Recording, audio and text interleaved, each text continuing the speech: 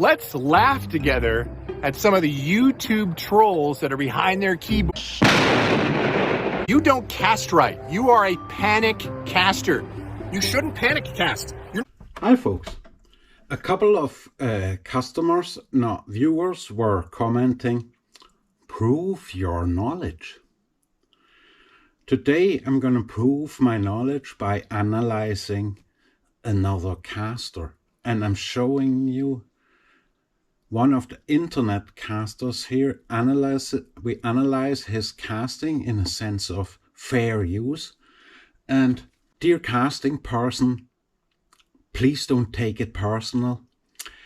We only do this to analyze what's systematically wrong in the teachings and understandings of casting. And I'm going to show you on a concrete example how you get A, fooled, and how B, 80% of the casting instruction out there is just narcissistic self-promotion, and C, how you can see through the bullshit, and D, we're gonna analyze my new discovery, the phenomenon of casting panic on this very caster. So without further ado, let's dive in. I put you a screen recording in here and let's watch this together. Take it away, sir. All right, that was about a 60-foot cast. All right, let's demonstrate. Now I've got about 40 feet of line out. Watch this boy, listen. All right, that was about an 80-foot cast. All right, now let's really punch this out.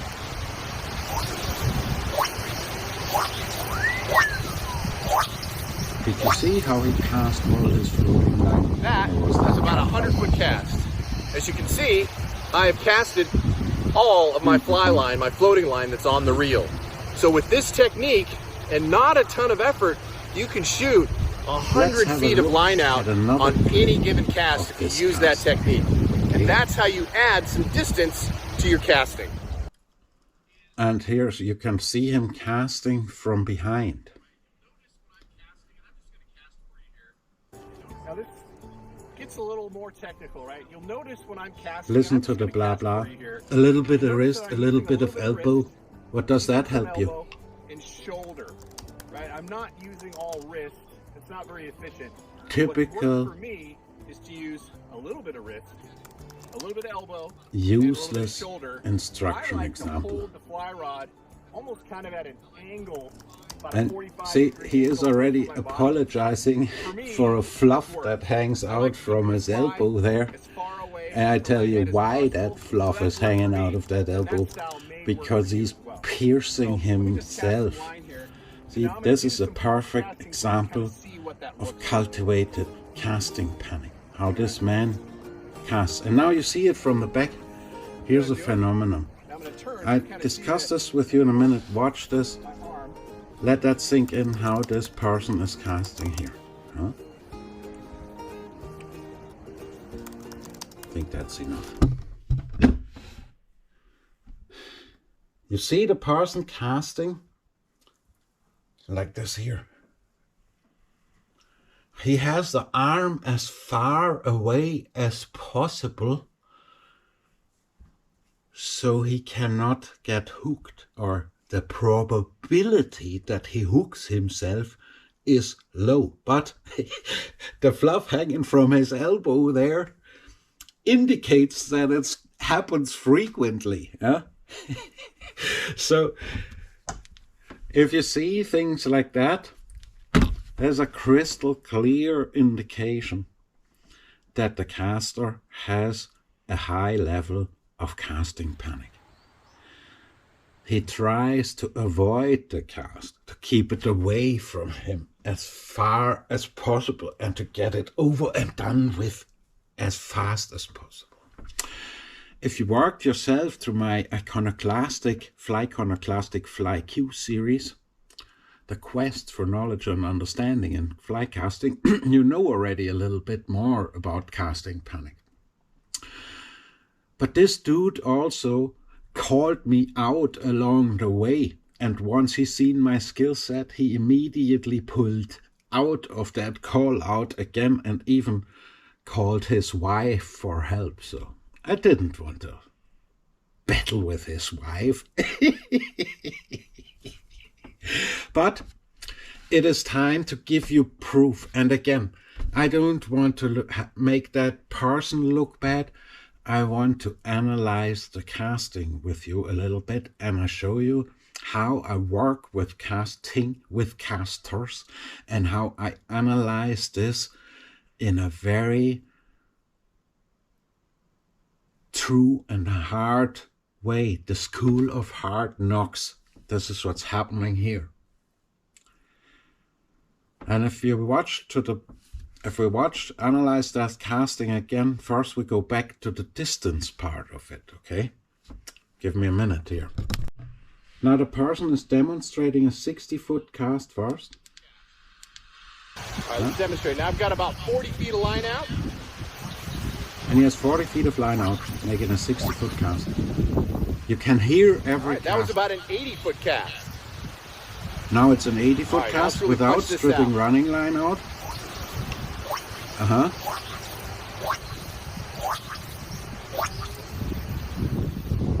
That was about a 100-foot cast. Now listen. As you can see, I have casted all of my fly line, my floating line that's on the reel. So with this technique and not a ton of effort, you can shoot 100 feet of line out on any given cast if you use that technique. Shoot 100 feet of line out. Listen. Pay attention to the bullshit. He shoots 100 feet of line out and just made an 80-foot cast and didn't even pull running line off the reel. Also pay attention to the frequent cuts that are happening there. And listen to the caster again now making his punching cast. Here he comes. Technique. And that's how you add some distance to your casting. Uh-huh. Show us it. Oh, the screen recording ends there, but I don't even have to see it. I give you an 80% guarantee. An 80% chance. There is no 80% guarantee. That's blah, blah. 80% chance that this man's cast at 100 foot, what he thinks is 100 foot, is never 100 foot. And if it is, it doesn't turn over. This boy challenged me for a cast out, but it never came to it because he pulled out of it again. Now, anyway, let's analyze his casting a little bit more. Because there's another eclatant thing he does here that is very, very bad and distance killer. Watch his position, final position in the backcast. And also watch him hauling. What he does is he pulls the rod behind his body. He does this here. Well, he keeps the arm as far away as possible because he's afraid of us casting, right? What he does is he takes the rod. I exaggerate now. He doesn't do it that bad, but he does it. Like this here. He keeps it away as far as possible, and then he pulls behind and down. Like this here. That makes him leave the straight line path. That's the reason why his cast doesn't turn over at 100 feet, why he doesn't show it, and also why his fluff hangs out of his elbow, because he got pierced a couple of times there. That's my opinion. Because this happens exactly when you have your arm out there, you pull behind the body, you come forward, your rod tip goes over the middle of the arm, and ting! This is how I work casting. And the caster here is not even aware of the fact that he pulls behind the body with every cast, otherwise he wouldn't stand there and demonstrate his perfect casting. Or he would have later seen it in his own analysis when he was putting it up and cutting it all together that you couldn't see the fucked up casting that's cut out all the time. If you pay attention, you see there's a lot of little nifty cuts there. Let's continue a little bit further on. Something else, pay attention again. How audible his casting is. How noisy is his casting, and why is his casting so noisy? To me personally, the greatest insult you can make to a caster is telling him, your casting is noisy as fuck. You can hear this boy casting 300 foot, trying to cast 100 foot. All right, let's demonstrate. I've got about 40 feet of line out. Take it away, caster man.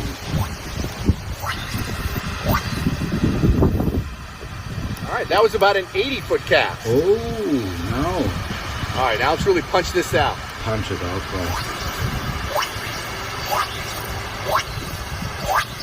See the low back cast pulling behind the body? You should do it like me. Cast like me. As you can see, You should do it like me. Cast like me. all You should do it like me. Cast like me. It's on the reel. So with this technique and not a ton of effort, you can shoot. I help you to see through the bullshit. If you get impressed by that casting, sorry to tell you that, you have no fucking clue about casting. Do you want me to show you the pull behind the body from the side again? From the back again? Oh yeah, let's have another look. Let's have another look at your man here. Fluffy elbow. Right? You'll notice when I'm casting, and I'm just going to cast for you here. Let's look again at fluffy elbow. A little bit of wrist and a little bit of elbow. Oh yeah. Right? I'm not using all wrist. Now let's look at him. Let's look at him from the back. See that? Whee! There he was again. He's paying attention there that he doesn't do it because he probably has it seen already, but it happens again after the third false cast. Here, watch it again. So I'm fishing this in. Watch it again. And but I just see what the caster is also doing.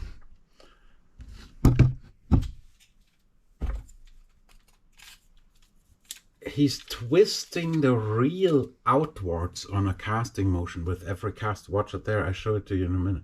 Here, this is what he does. If this was the fly reel, he twists that out every cast.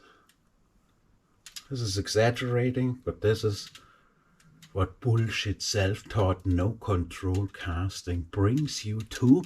And then you stand at YouTube and you want to teach other people how to gain control over the system. This boy there proves that he doesn't have it, and I'm sorry to tell you, but there's a million others out there, and you might be one of them too. I can help you with this problem, with all these problems. Get in contact. But let's get back to the... Watch it again, how he twists, how he rotates the reel out there every time. So let me just cast some line here. And now I'm going to do some false casting so you can kind of see what that looks like. All right. See what I'm doing? Now I'm going to turn so you kind of see the angle. That arm. I'm going to turn so you kind of see it. That's a 15-foot cast. And listen to the excessive noise that man is producing due to casting panic and unawareness about his casting control. It's a typical example of a person who doesn't get feedback during the cast. Unrolling loops. I can show you a million examples. Don't take it personal, dear casting person. Please don't take it personal. I'm just showing systematic faults because I have been asked by subscribers and viewers to prove that I have the knowledge. And to prove you on an example, I thought was the best way It's not very efficient. to give you a What's bit more worked for me insight. is to use So a let's little bit watch of wrist, him from a the little bit back of elbow, again. and a little bit of shoulder. It happens again I with the like third to hold false the fly cast. rod At the beginning he's almost kind of aware at an and then angle, pulls about out a behind the 45 body. degree angle Let's away go. from my Here. body. For me, that's worked. I like keeping the fly Now watch. as far away from my head as possible. There it to happens kind of again. See what that looks like. There it happens again. And he's twisting the reel out every cast. See what I'm doing? Now I'm going to turn so you kind of see the Why is the caster doing this? arm. If you ask him, he'll tell you, it's more comfortable, or this is just the way I do it, this is my style. Yeah, that's your style, and it catches fish, and it doesn't, it catches me enough fish, yeah, blah, blah, blah, blah, blah. Yes, and it does. Still, this is not the best way to let the energy flow correctly in a fly cast. And I tried to reach out to this man and share some knowledge, which he didn't want. Now, you still don't have to take it, but like if you're a wise person, smart people learn from their mistakes, and even smarter people learn also from other people's mistakes. You are a panic caster. That's what I'm trying to get through here. The way how I look and analyze casting is on another level of control, and from another perspective, from a perspective of controlling the system. And due to the fact that the control comes from the mind, from the neuroscience end of things, this is where it all starts.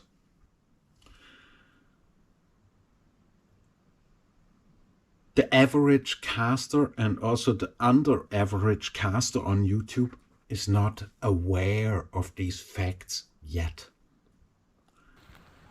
You want proof of the knowledge and how you can help yourself get in contact with me?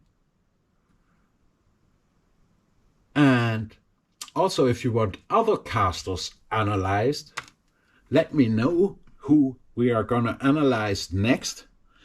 And if you want to get an analyst for your casting yourself, a school of hard knock analysis of your casting, like no red and yellow boat fucking about, get in contact too.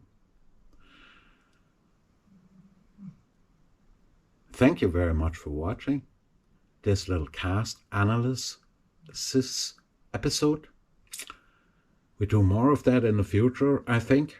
We might, because this is where you can learn a lot, because a lot of you are just too lazy to go out and practice themselves.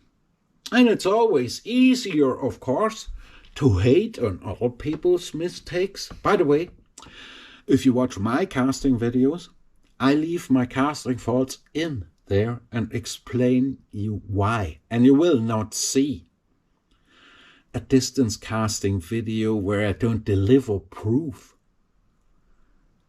that the line turned over and that everything lies there properly, or even doesn't. Because I am not aware, I am aware that a lot of the casting in YouTube is only 10% of what the caster delivers. The other 90% are being put away so that you don't see it, because it's shite casting. Listen to that particular caster casting and a noise he is constantly producing. What does it mean if a caster is so noisy with his rod? That is another core question of my work. What does it mean, that noisy casting, apart from that the caster is not aware of how to control the fly, rod and line system at all?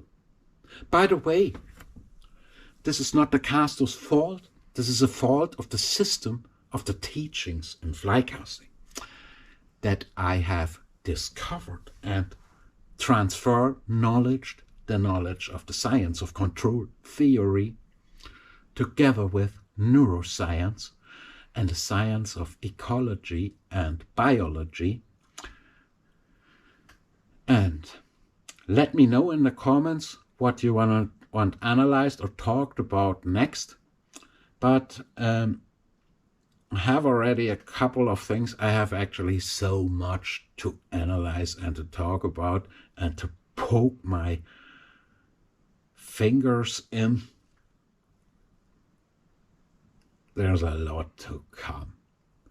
Like and subscribe, leave a comment, and don't forget, we don't own the water owns us.